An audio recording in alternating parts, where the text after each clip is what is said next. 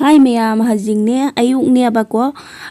akoigi hangam khara thayeba ado ma'am jingminasi ado asina ahamba thabanebako ahamba thabase mapan sabasu jawre ado sadabasu pambi ahum mari mu jawrebako siga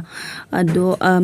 asongisina mapan sarebane lai satle ado marugi lawbagi sum thammebako ado magi mapansi chu mayam akoigi kana tawba ngalaga sarasu hawi adoidi sinju sarasu hawi natrane mayam ado mapan sabasi chu marugi chu kha thammani aroi khara su sum sinju sabasu hekani dum kana tawnebako ado asidini ipa phajatebako ahamada thabaneba se adoisu mayam akhoi chabaidi sum jareda ado mayam asonda su thayeba ado jengalake mayam ado asinane asigadi pambi ahum mari mukti dum mapan sadaba chi khakati dum hekpa jaginebako jam hinjana phabadi natebane sinane ado asije akwak jamna di hekharebane akoigi chare aduga ainane sigasu akomada mune mapan sagrani loina ainane ko ade asimu akomada aina pambi ahum khakne phuaga thajabanebako asisu manase jengune mayam kaigino aidi mai manase gi mapan dane ko muraina na sele magi jat oi marebako ase manasi su akoigi jat tebane ko korokoyebako mana akoibi manipurgi oi marebako si sarase ado mapandi thengna sabaneba phabaneba se ado kana tawiyebane aina nutigi di ising chaibiyebane khaka ne sum phana baina ado mayam asisu dum phajara amebako hayeng mathang kana tawradi saba kangsoi saba jo hawidana ko adunane ahambagi su aina athengba chabaine na sinamu thagatne mebako asisu mapan sarak torba khangde da mayam ado mayam manase pakti pakpane phajabane bane ado mayam makhada nane sina sing group nebako sing group se kana taweba mayam chongyabane akhoise asigane hangam sigane janaraga kangsoi chabade jam hawbani mayam kana taweba mayam chongyaba khoidine se mayam hekna su sai aroidi sina aina khamen pambi ani khaksu thajari do khamen pambi sidi kono pi abane pisak pikna porakpane ba mingondagi ko ado khamen si kono tawiyabane kitang di saujare aba ado aina ising chaina honari si chu asiga hauri sina mayam singru batane ba ko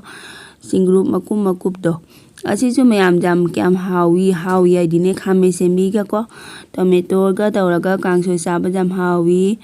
ado sina phadigom ni mayam phadigom se kono mapan sare ba ko ado mane khwakui re ba ko tha ani musura mane ba ko ado mapan sagale ema hauba duwala ne ba ko mapan sara mina ado isu dum maka se he ga chaya bane ko ado mapan je phajada jengune me pami chune akwa wange ba ko ado ahamadi ni mami ado sum leiramina ma chu wangale ado mayam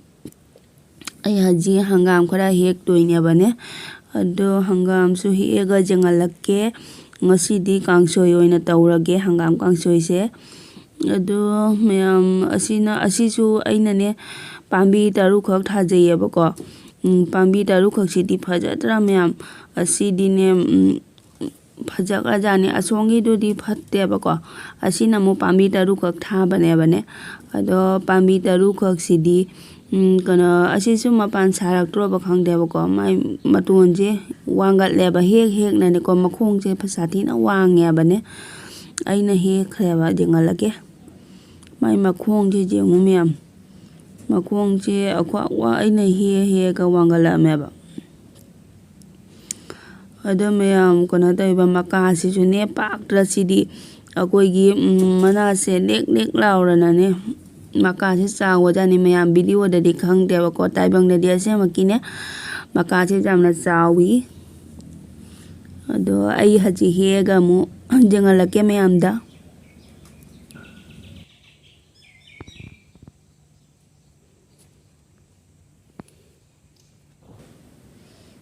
ꯑꯗꯣ ꯁꯤꯒ ꯂꯩꯔꯦꯕꯀꯣ ꯑꯁꯤ ꯃꯀꯥꯁꯦ ꯌꯦꯡꯉꯨ ꯑꯁ꯭ꯋꯥꯏꯁꯦ ꯃꯈꯣꯡꯁꯦ ꯁꯥꯡꯗꯁꯦ ꯌꯦꯡꯉꯨ ꯃꯌꯥꯝ ꯑꯩꯅꯅꯦ ꯑꯗꯨꯝ ꯃꯊꯪ ꯍꯦꯛꯈꯤꯅꯅꯦꯀꯣ ꯑꯗꯣ ꯈ꯭ꯋꯥꯛ ꯁꯥꯡꯒꯠꯂꯛꯑꯦꯕ ꯃꯥꯏ ꯃꯈꯣꯡꯁꯦ ꯑꯗꯣ ꯑꯩ ꯍꯪꯒꯥꯝꯁꯦ ꯆꯍꯤ ꯈꯨꯗꯤꯡꯒꯤꯗꯤ ꯐꯠꯇꯦꯕꯀꯣ ꯀꯨꯝꯁꯤꯗꯤ ꯌꯥꯝꯅ ꯐꯈꯔꯦ ꯍꯪꯒꯥꯝꯁꯦ ꯆꯍꯤ ꯈꯨꯗꯤꯡꯒꯤ ꯑꯃ ꯑꯣꯏꯕ ꯌꯥꯗꯦꯕꯀꯣ ꯃꯔꯨꯕ ꯂꯧꯕ ꯐꯪꯗꯦꯕ ꯑꯩ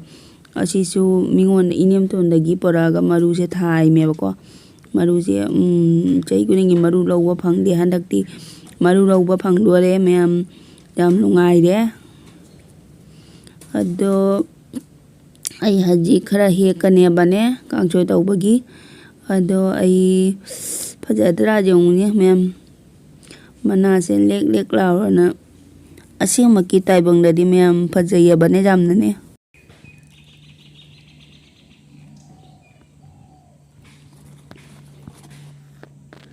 ꯁꯤꯗꯤ ꯌꯥꯝꯗꯦꯗ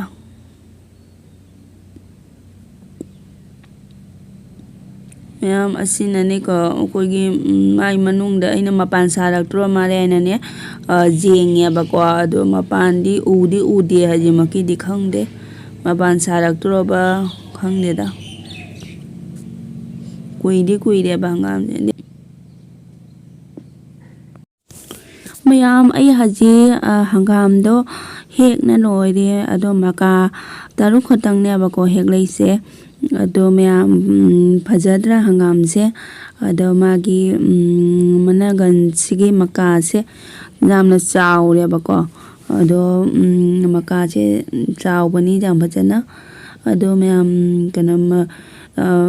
ꯃꯤ ꯂꯤꯛꯄꯅꯤꯅꯅꯦꯀꯣ ꯃꯀꯥꯅꯦ 3-4ꯅ ꯑꯗꯨꯝ ꯆꯔꯥ ꯐꯥꯅꯦꯕꯀꯣ ꯑꯗꯣ ꯑꯩꯗꯤ 6 ꯈꯛ ꯑꯣꯏꯅ ꯍꯦꯛꯂꯦꯕ ꯃꯥꯏ ꯃꯀꯥꯁꯦ ꯆꯥꯎꯗ꯭ꯔꯥ ꯑꯗꯣ